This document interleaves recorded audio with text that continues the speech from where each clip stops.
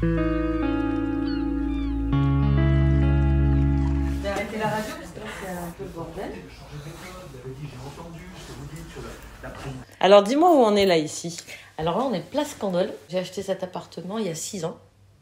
Mais ça fait maintenant, donc j'ai 55 ans, à peu près 35 ans que je suis à Montpellier. Et tu es née où toi? Je suis née en Espagne, voilà, de parents espagnols, et qui sont venus vivre à Montpellier quand j'étais en CE1 ou CE2, je sais plus. On a vécu à Paris pendant quelques années, à Garges-les-Gonesse, au-dessus de Paris. Et puis après, ils sont venus ici parce que mon père montait une boîte avec son cousin. Voilà. Il était dans les fermetures, dans les stores, etc. Et on s'est installé à Castries. J'ai vécu à Castries jusqu'au lycée. Et au lycée, je suis venue au lycée à Mermoz. Voilà, j'avais donc 17 ans. Et j'ai découvert la ville. Et moi qui étais dans un village, comment te dire que c'était le bonheur, hein, voilà. C'était le début du McDo. J'allais à cette époque-là, je me souviens, à Antigone, c'était le début d'Antigone, ça venait d'être construit, c'était vide. On avait l'impression, tu sais, que les gens, ils allaient arriver avec des toges, qu'ils allaient sortir. Non, mais je te jure, vraiment, c'était assez impressionnant. Je me souviens que les arbres étaient tout petits, devaient faire même pas 10 cm de diamètre, ces platanes qui sont maintenant très gros sur la place du Nombre d'Or, tu vois. Et on allait là avec nos potes pour prendre nos pique-niques parce qu'on ne pouvait pas manger au resto. Et des fois, peut-être une fois dans l'année, on était allé manger chez César. Je me souviens, il y avait un resto là qui s'appelait chez César. C'était super. C'était le resto d'Antigone. Donc voilà, j'ai fait mon lycée là-bas. Après, j'ai fait un DUT d'informatique. Donc là, j'étais plutôt au nord de Montpellier. Et j'ai trouvé un travail à la MSA. J'ai travaillé là-bas pendant 12 ans. C'était en haut de la rue Chaptal à l'époque. Alors là, il y avait le bar des finances où on déjeunait le midi qui était très chouette. Et puis, c'était pas très très loin de chez moi parce qu'à l'époque, j'habitais en bas de la rue Saint-Guilhem. Moi, après, j'ai habité... Donc en fait, pour mon DUT, à la fin de la première année, une nana qui était partie à La Réunion et qui m'avait laissé son appartement qui était rue de Candolle. Donc rue de Candolle, tout au bout, en face du conservatoire.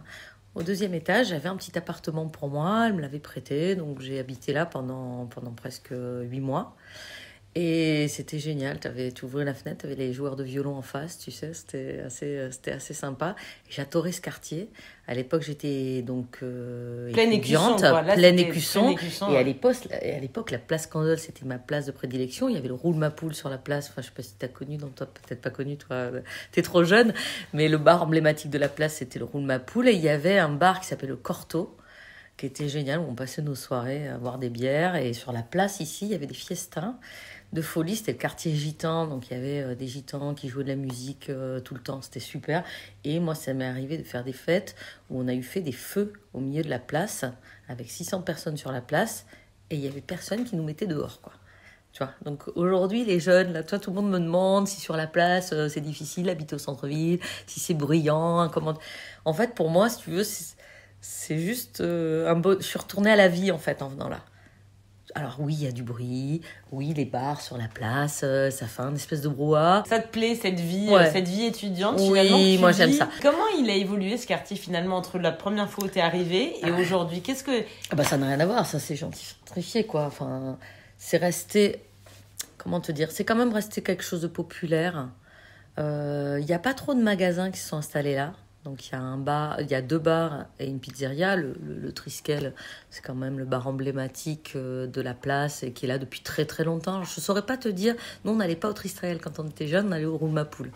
Roule-ma-Poule qui est devenu le Black Cat.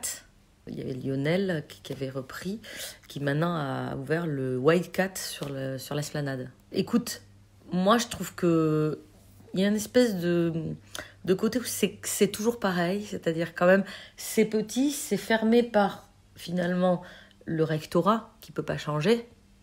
Donc de ce côté il y aura pas, puis il pourra pas y avoir beaucoup plus que 3 bars, donc ça reste quand même une place qui ne se remplit pas.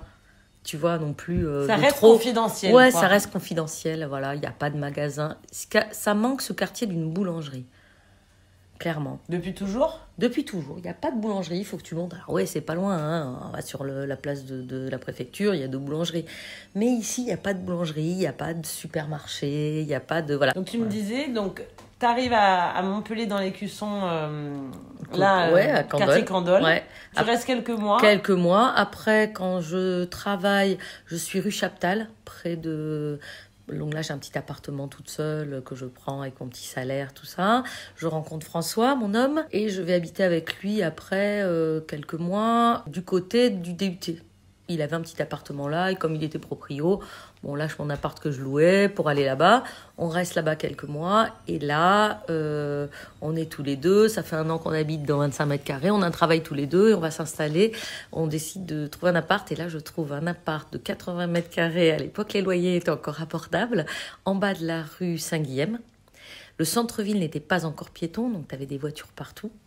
Et on habite en bas de la rue Saint-Guilhem, dans un appartement de 80 mètres carrés. Je me souviens que quand on est rentré dans l'appartement, le salon, c'était la taille de notre petit appartement où on vivait depuis 1 an. On s'est roulé par terre, il y avait de la moquette, on s'est roulé par terre. Donc là, on grandit là-dedans. Je tombe enceinte de Jules en 94. Il est né fin 94. Et la rue Saint-Guilhem, avant les voitures, avant et après la piétonisation. Ah ouais, ça n'avait rien à voir, la pollution. Puis c'était génial quoi de pouvoir marcher tout à coup, de pas avoir les voitures au milieu, voilà. Donc quand je suis arrivée, quand on a eu Jules, c'était encore avec les voitures. Après on a eu Lola, il y avait encore les voitures, et Lola elle faisait des bronchiolites à répétition. Et je me souviens que la pédiatre avait dit mais t'as vu où vous habitez, vous êtes à côté du feu. On était en bas de la rue Saint-Guilhem, et il y avait le feu, tu vois, pour aller boulevard du Jeu de Paume. Et donc on se prenait toute la pollution des voitures qui s'arrêtait au feu quoi.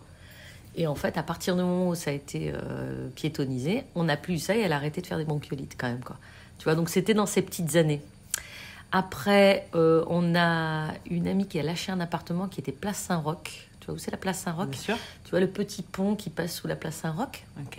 Eh ben, c'était chez moi. Donc on rentrait par la rue de l'Ancien Courrier, et on avait les fenêtres du côté de là où il y avait la pharmacie, où maintenant il y a entrée libre. La librairie entrée libre, sur la place. Et parce que vous avez déménagé parce qu'il était plus grand, cet appartement ? Parce qu'il était plus grand, et que nous, notre luxe de toute notre vie, on n'avait pas des grosses voitures, mais par contre, on a toujours eu des grands appartements. Voilà. On a loué des grands appartements. Donc, l'appartement Saint-Guilhem, vous y êtes resté combien de temps ? 7-8 ans, tu vois, de notre vie. Après Saint-Roch. Saint-Roch, 180 mètres carrés, sur la place, immense truc, avec des hauts sous-plafond. On avait une chambre qui faisait 40 mètres carrés. Ah, non, ouais. mais c'était un truc de malade, et on payait ça 6 000 francs à l'époque. Un peu moins de 1 000 euros. Un peu moins de 1 000 euros, tu vois, 900 euros pour 180 mètres carrés. Mais c'était cher à l'époque, 6 000 francs ? Non, ou pas tant cher que ça. Non, parce qu'en fait, c'était moins cher de louer des grands appartements. Ouais. Tu vois, finalement, dès que tu dépassais une certaine... Ça augmentait pas tant que ça. Et notre argent, on le mettait là-dedans. Voilà. On avait une voiture de merde, mais voilà. Donc 180 mètres carrés, vous êtes à combien là-dedans à cette époque ? 4 ? Alors, à l'époque, on est 4. On a Zoé là-dedans. Donc Zoé qui a 19 ans aujourd'hui et qui est née là-bas. On se perdait dans cet appart. Un jour, elle s'est cachée. Moi, j'ai eu une frousse phénoménale. J'ai vérifié toutes les fenêtres. On la trouvait pas, mais vraiment, on était 4 à la chercher dans l'appartement. Et en fait, elle avait trouvé le panier à linge. Et donc, si tu veux, ça devait sentir notre odeur. Et elle est allée se mettre. Et comme elle était en pyjama, elle était roulée-boulée. Elle avait son cul qui sortait avec la couche. Et donc, on la voyait pas parce qu'on passait devant. Tu vois, on aurait dit, c'était un pyjama. Et le quartier Saint-Roch, le quartier Saint-Roch, ah ouais, ça c'était génial. Alors là aussi, un brouhaha, un bruit, mais comme on dormait pas la nuit, parce qu'on avait la petite qui pleurait, bon, on se réveillait, de temps en temps, on ouvrait la fenêtre, on demandait aux jeunes d'aller jouer plus loin. Moi, ce qui me gênait le plus que les jeunes qui faisaient du bruit, c'était le tambour il y avait à l'époque un resto indien, le Rajasthan. C'était super et super bon, hein, mais le soir, il y avait une espèce de... Tu sais, il mettait les tablas ? Les tablas, là, et l'autre avec sa tabla, je te jure, mais je l'aurais tué, quoi. Avec sa tabla, je l'aurais tué. Voilà, et il y avait en bas le jardin, le petit jardin peut-être, ça s'appelait, je sais plus, avec 2 homos qui tenaient ça et qui faisaient le service en jupe, en kilt. Je les adorais. En kilt ? Ouais, il était génial. Il y en avait un des deux, je sais plus comment il s'appelait. Il faisait le service en kilt. Tu vois, c'était génial cet endroit-là. Et d'ailleurs, quand j'étais rue Saint-Guilhem, j'allais sur cette place déjeuner. Enfin, tu vois, j'adorais cette place, les serveurs, tout ça. Donc, je venais souvent place Saint-Roch. J'aimais bien cette place-là. Et à un moment donné, ils avaient fait une expo d'une nana qui s'appelait Frédéric Hortz. Et j'ai allaité Jules, à l'époque où j'étais rue Saint-Guilhem, dans ce bar, voilà. Et quand ils ont décroché, je me souviens avoir acheté le tableau, parce que je venais de payer mon tiers provisionnel et que c'était le même prix. Et que je me disais que si j'étais capable de payer mon tir provisionnel, je pouvais mettre ce même argent pour de l'art. Donc il est toujours dans ma chambre, je l'ai toujours ce tableau. Et tu l'as toujours. Et il représente quoi alors ce tableau? Je vais te le montrer, viens voir. Et ça c'était quartier Saint-Roch ou Saint-Guilhem? Non, ça c'était sur la place Saint-Roch. Voilà. Voilà, il est là, c'est celui-là. Il y avait cette hanche là, voilà, j'ai allaité alors, mon fils. décris-moi, c'est une femme rousse. C'est une femme rousse, elle est déhanchée, alors c'est pas représentatif, hein, c'est un peu déformé, le corps, elle s'en va, elle est un peu hautaine, elle est rousse. Mais je sais pas, cette femme, elle représentait juste une époque pour moi. Et donc du coup, ça m'a plu de l'avoir chez moi. Et je crois que c'est aussi un moment où je me suis dit que je pouvais acheter de l'art autre que des reproductions. C'est une ville d'art, Montpellier. Oui, quand même. Comment tu ressens l'art dans le centre-ville, dans la ville? Écoute, depuis que moi-même, je suis dans le parcours des Briscards,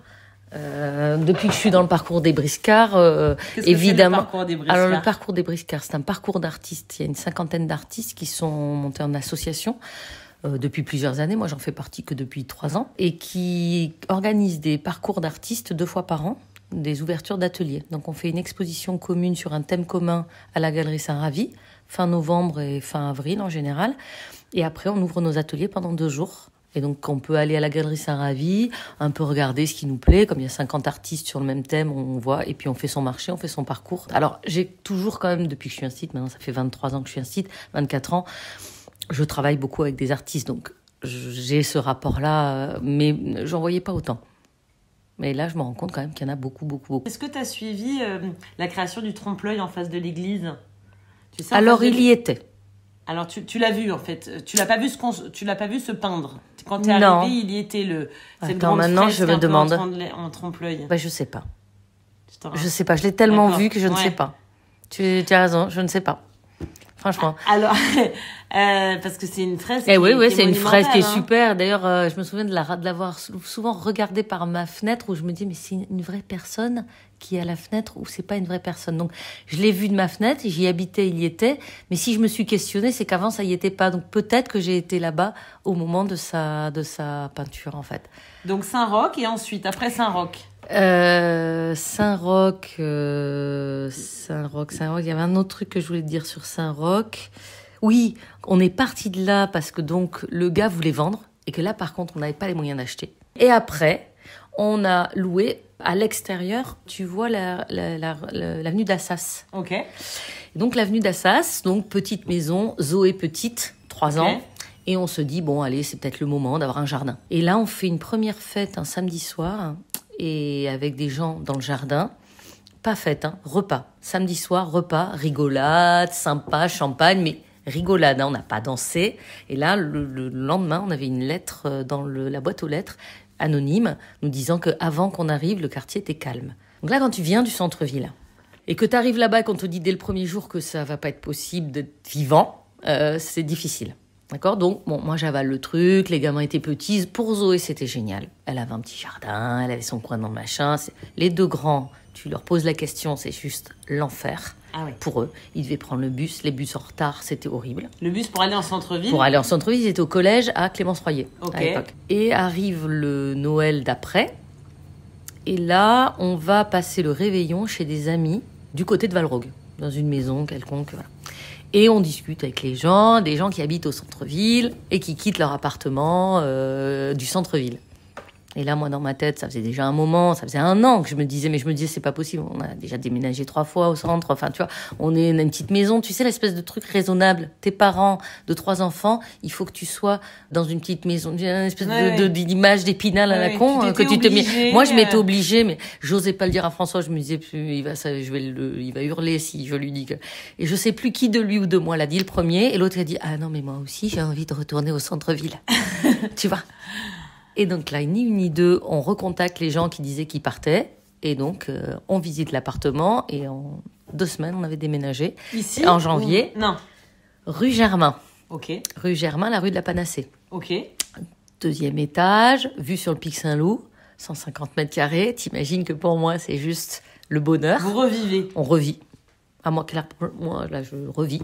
Je suis hyper bien, je revis, je suis plus très loin de mon boulot. Parce que mine de rien, la rue d'Assas, oui, c'est bien, c'est pas loin du centre-ville. Mais tu vas plus au Cinoche à pied, comme ça, sur un coup de... Tu vois, quand tu as 3 enfants, c'est déjà suffisamment fixant.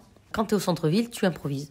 Quand tu es dehors, la voiture rentre dans ta vie. Moi, la voiture, là, elle n'existe pas dans ma vie, à part pour partir à Valrogue ou partir me balader.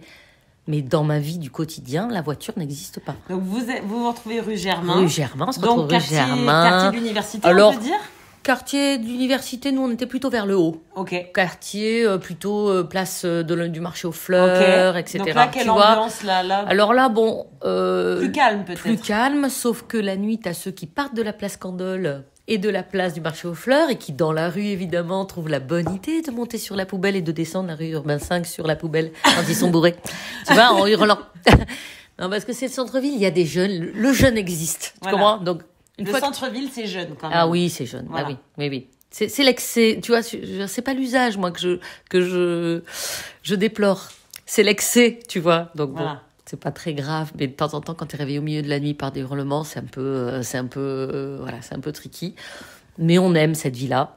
D'accord. Vous restez combien de temps? Alors là-bas, on reste du coup jusqu'à se dire que nos enfants commencent à partir. Donc Jules part de la maison parce que étudiant. Hein. Lola fait des études d'archi et la Zoé collège, etc. Et un jour, on se dit...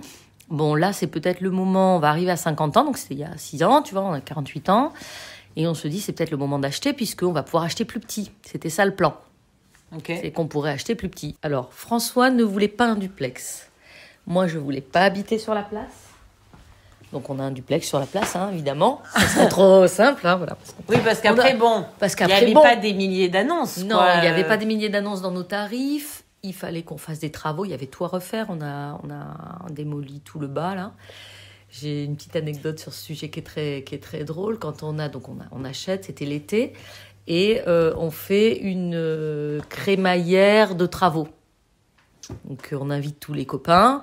Il faut tout casser ici. Hein. Tu imagines l'espace, là, il y avait des murs, une bibliothèque en plein milieu, faite en briques de ciment, tout ça. On boit un peu plus que de raison, la place est pleine, resto, etc. Minuit, 1h du matin. Une copine une copine Christine, un peu plus bourrée que de raison, décide de prendre le marteau et dit, on est là, vous avez les sacs à gravats, on démolit, quoi. Et on se met à démolir les murs à coups de masse. T'as toute la place, les 300 personnes avec la tête tournée vers ici. Et là, personne ne se plaint. C'est-à-dire, on voit pas arriver les flics. Et là, je me dis, ça doit être brillant quand même, cette place, parce que si avec le bruit qu'on fait, personne ne vient, c'est que la place doit être bruyante. Donc là, je m'inquiète un peu. Au final, on démolit tout ça, on fait les travaux, et donc on y est depuis, ça fait 7 ans maintenant. Et alors, tu as un Sunra en bas sur ta façade. Un jour, j'ai demandé... Ouais, le Sunra, c'est super parce qu'en fait, j'ai connu Sunra par l'école, enfin par le quartier de la Méditerranée où en fait je suis enseignante, où il a fait plusieurs pochoirs de musiciens. Et je le croise à un vernissage dans une autre école où il est intervenu, où il a fait des pochoirs sur les murs, etc. Je me présente et je lui dis, mais vous faites pour les particuliers des pochoirs? Il me dit, oui, ça m'arrive. Je prends sa carte et c'était l'anniversaire de François est musicien, donc je me dis super, je vais lui demander s'il peut faire un musicien chez moi. Et il me dit pas de problème, je passerai, mais où est-ce que tu veux le faire à l'intérieur? Et je lui dis non, sur le mur à l'extérieur. Il me dit mais non, mais là c'est à la vue de tout le monde, je te fais pas payer, voilà, je viens le faire. Donc il vient un dimanche. Et là, on s'installe sur la table, le resto était ouvert, ils nous prêtent une table, on s'installe là, il commence avec ses pochoirs. À l'époque, ils étaient en train de refaire le revêtement autour, ils ont refait tout le revêtement de la rue. Et là, passe une dame, mon âge, à peine plus âgée que moi, une 60aine d'années, qui passe et qui lui demande qu'est-ce que c'est un tag. Et là, il lui répond, il dit non, c'est un pochoir, c'est pas tout à fait pareil. Donc, il lui fait la différence, en fait, entre le street art. Enfin, il essaie de lui expliquer. Rapidement, elle s'en va. Ça n'a pas loupé. 5 minutes appelé les flics qui étaient là. Donc, elle avait appelé les flics qui disent, ils sont où, les taggers? Tu vois? Et les flics, en fait, nous ont dit, non, mais c'est pas un tag. Eux-mêmes ont dit, non, mais continuez, quoi. Je lui ai dit, c'est chez moi, j'ai autorisé le truc. Alors, c'est vrai que c'est chez moi. Je suis propriétaire, mais dans la rue, j'ai pas le droit de faire poser, d'accord? Donc, ils ont été sympas, ils nous ont laissé faire, mais c'est vrai qu'il y a quand même une politique à Montpellier. sur les pochoirs un peu artistiques, on les laisse, quoi. C'est justement ce qui est beau. Enfin, moi, je trouve qu'en centre-ville, là, ça manque un peu. Ça, c'est quelque chose, tu vois, par exemple, si je travaillais moins, que j'essaierais de développer dans ce quartier-là. Le street art. Ouais. C'est quelque chose que je pourrais faire un petit peu comme dans le quartier de la Méditerranée. Voilà, c'est ça. J'aimerais bien le développer ici, mais j'ai pas le temps pour ça. Non, moi, je bosse à plein temps. Dans quelques années, quand je serai à la retraite, c'est peut-être quelque chose que j'essaierai de déployer. Et du coup, quand on a sur sa façade un Sonra, j'ai posé la même question à Franck, le premier interlocuteur du podcast. Est-ce qu'on se fait beaucoup photographier la façade? Alors oui, vois les gens? je vois partout. Tiens, c'est rigolo parce que François, à Noël dernier, il m'a offert ce livre. Je sais pas si tu connais. Le livre où il y a son Sonra, oui, voilà. Voilà, mon premier citat de Sylvie Léonard. En fait, il se trouve que Sylvie Léonard, je la connaissais parce que c'était ma prof d'art plastique quand j'ai passé le concours d'instit. Donc à la fois c'était ma prof, à la fois c'est mon mur et c'est du street art et je suis un peu artiste. Ah oui, alors, lui il a le même mais avec le sien dessus. Et oui, parce qu'en fait après elle a renouvelé, il y a eu une deuxième, édition. Voilà, c'est ça. Et en fait, oui, il y a beaucoup de gens qui viennent photographier. Nous, on le maintient un peu à jour, on le repasse du noir quand il est... Oui. Mais peu de gens le taguent. Hein. On a laissé faire, là, tu vois, par exemple, quand ils écrivent dans les petits cœurs rouges de la vie de Sonra, qui nous avait dit, faut laisser que ça vive aussi, quoi. Tu vois, les jeunes, s'ils dépassent pas ça, ça va. Par contre, s'ils le taguent, il y en avait un qui lui avait fait une grosse couronne. On a racheté du marron et on lui a... Tu vois, on le voit, les... Ah oui. Excuse-moi, ça sonne. Qui arrive. Ah, qui c'est qui sonne? Oui, bonjour. Ah, j'ai un colis. J'arrive. C'est la méthode visualisation. Voilà, la méthode visualisation et tu descends, tu fais le sport. De toute façon, t'as pas besoin de faire du sport quand t'habites au centre-ville, tu vois, t'en fais tous les jours. Pourquoi? Parce que tu montes la rue de l'université tous les jours, je peux te dire, c'est du sport.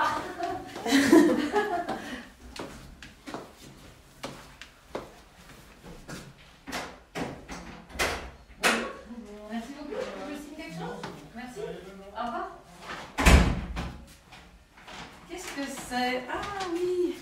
Alors, quand on vit dans le centre-ville, toi qui connais bien le centre-ville, qu'est-ce que t'aimes dans l'Écusson, que tu trouves pas ailleurs quand tu vas ailleurs, que t'aimes retrouver quand tu reviens ici? Alors, qu'est-ce que j'aime? Moi, j'aime le bruit, en fait. Voilà, j'aime le bruit du centre-ville. Il y a à la fois un peu des bruits de travaux la journée, la vie des gens. Enfin, j'ai l'impression d'être dans la vie, en fait. J'aime être isolée quand je vais à Valrogue. Dans ce cas-là, il n'y a personne du tout. Mais l'entre-deux, moi, ça ne me plaît pas du tout. Le bonjour aux voisins, toujours le même. Voilà. Ici, il y a une espèce de... T'es anonyme, à part dans ton petit monde juste à côté.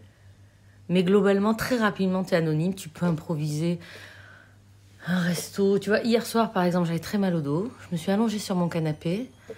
J'ai dit à François, tu veux faire à manger? Il m'a dit, j'ai pas très envie. Tu veux que je descende te prendre une salade? Et donc, il est descendu là, à la petite pizzeria. Il n'a pas commandé une pizza. Il m'a amené l'assiette avec la salade dedans, avec la sauce à part.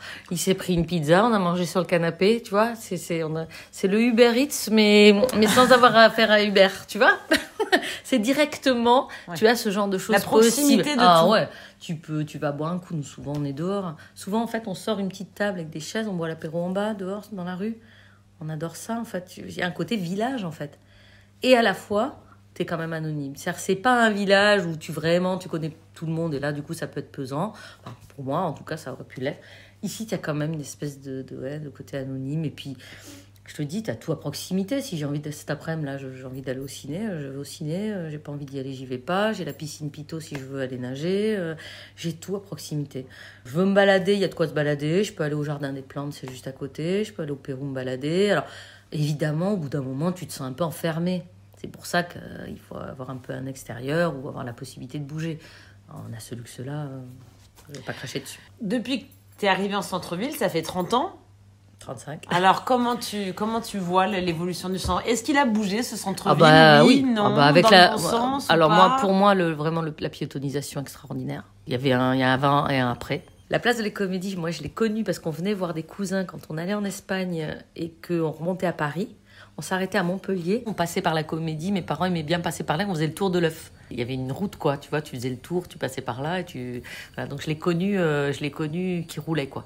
Le tram, ça nous a beaucoup apporté, vraiment, parce que justement, tu peux aller partout. Alors là, avec la gratuité, moi j'adore, franchement, je trouve ça génial, la gratuité du tram. Je prends le tram pour un rien maintenant.